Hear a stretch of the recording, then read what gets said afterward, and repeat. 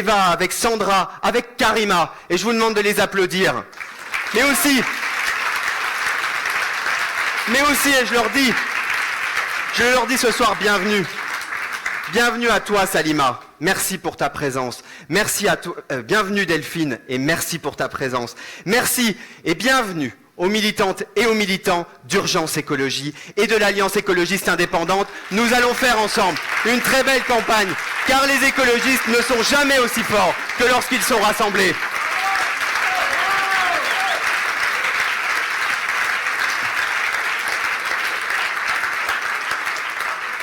Nous allons faire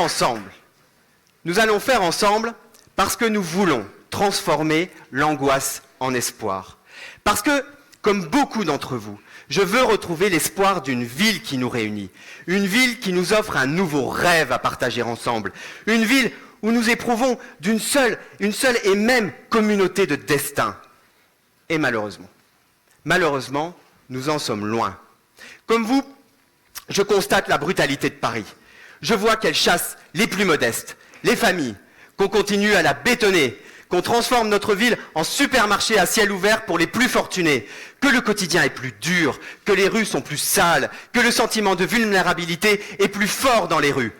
Et Paris n'a pas été toujours comme ça. Vous le savez, mon histoire, c'est la même que celle de beaucoup de Parisiennes et de Parisiens. Il y a 20 ans, je suis monté à la capitale, comme dans les livres, comme on vient à Paris lorsqu'on pense que tout y est possible. Mes origines sont modestes, je ne suis pas un bien-né. Oui, aujourd'hui, je suis un Parisien, mais je connais la France des ronds-points, j'en viens. Je sais les villes et les villages traversés par les routes départementales, les petits bourgs qui n'ont rien, qui ressemblent à la capitale, j'en viens. Je sais les moments d'angoisse, à l'idée de ne pas pouvoir rembourser son prêt étudiant, ces moments-là, j'en viens. Et pour quelqu'un comme moi, Paris, la ville lumière, la ville des grands monuments, la ville de la Seine, c'était la ville du rêve, où tout devenait possible. J'ai rêvé Paris, comme de cette ville où, quel que soit son rang, quelle que soit son orientation sexuelle, quel que soit son genre, quelle que soit son origine ou sa couleur de peau, tout espoir était permis, où les possibilités de se réaliser étaient plus grandes. Et oui, je dois le dire d'ailleurs, Paris m'a permis beaucoup.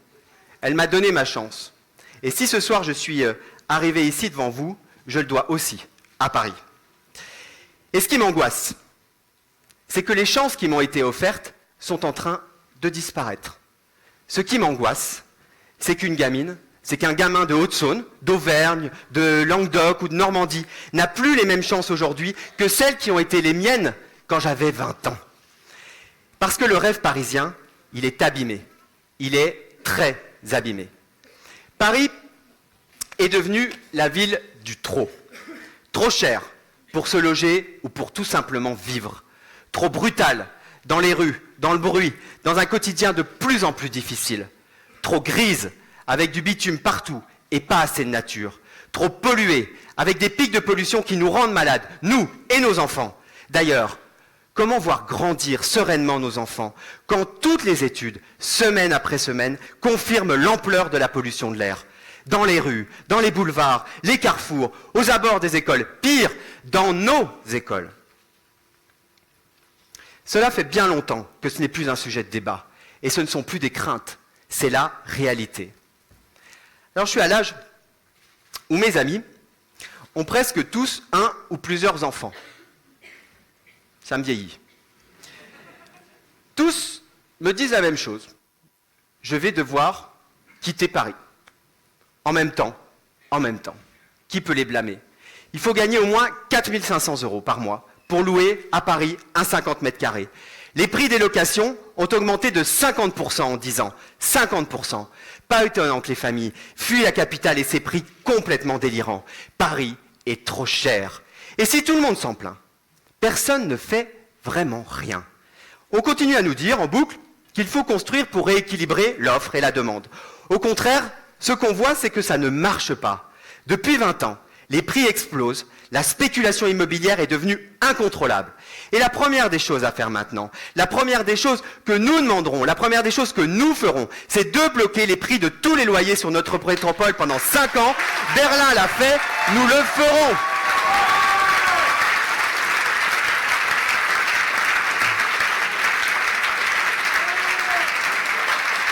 Nous ne laisserons plus le marché immobilier.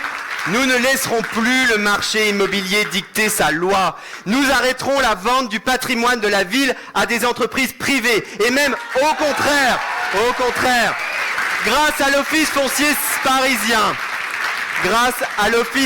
parisien que nous avons créé, nous ferons tout pour que la ville reprenne la main sur son foncier. En un mot, nous utiliserons tous nos outils, toutes nos ressources, toutes nos compétences pour un objectif, que chacun puisse se loger à Paris. Parce que on ne gagnera pas la bataille du climat si on ne fait pas une ville moins chère. On ne gagnera pas la bataille du climat si on ne gagne pas la bataille des loyers.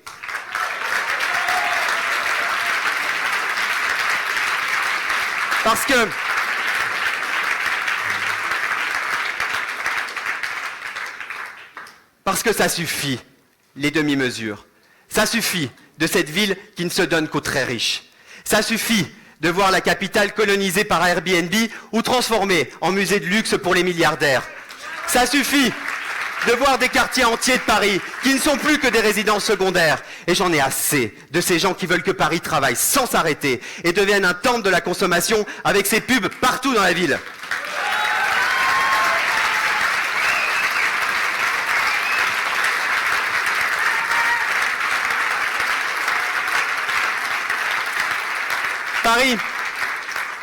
Paris souffre de ce qu'on a fait d'elle. Elle porte la trace physique de cette vision obsolète, encore défendue par tant de décideurs et par tant de bâtisseurs. On a voulu l'adapter à la mondialisation pour faire une ville conforme aux standards internationaux. Un Paris attractif dans la compétition des métropoles.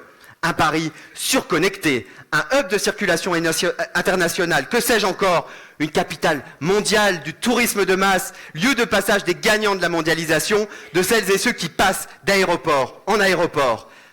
Un Paris aussi, où la pauvreté est grande et où des milliers de gens crèvent de vivre dehors.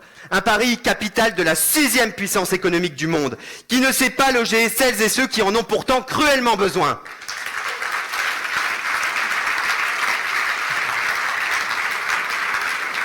Alors peut-être qu'on fait monter Paris dans les classements internationaux. Mais une chose est certaine, on fait baisser la qualité de vie de celles et ceux qui vivent à Paris et dans sa métropole. Ce sont eux qu'on condamne à toujours plus de transports et de déplacements dans des conditions délirantes, qui respirent la pollution, qui subissent le stress et la tension permanente, qui sont contraints de quitter la capitale et sa proche banlieue, parce que les prix sont tout simplement devenus exorbitants. Mes amis, nous, écologistes, on ne veut pas construire Paris sans les Parisiennes et les Parisiens, contrairement à toutes celles d'ailleurs qui s'improvisent désormais écologistes. Leur programme commun à tous ces gens-là, c'est de construire des tours de bureaux dans le 12e arrondissement ou dans le 15e arrondissement avec la tour Triangle. C'est les compétitions. Vous pouvez y aller. On s'est suffisamment battu au Conseil de Paris contre ça, donc allez-y.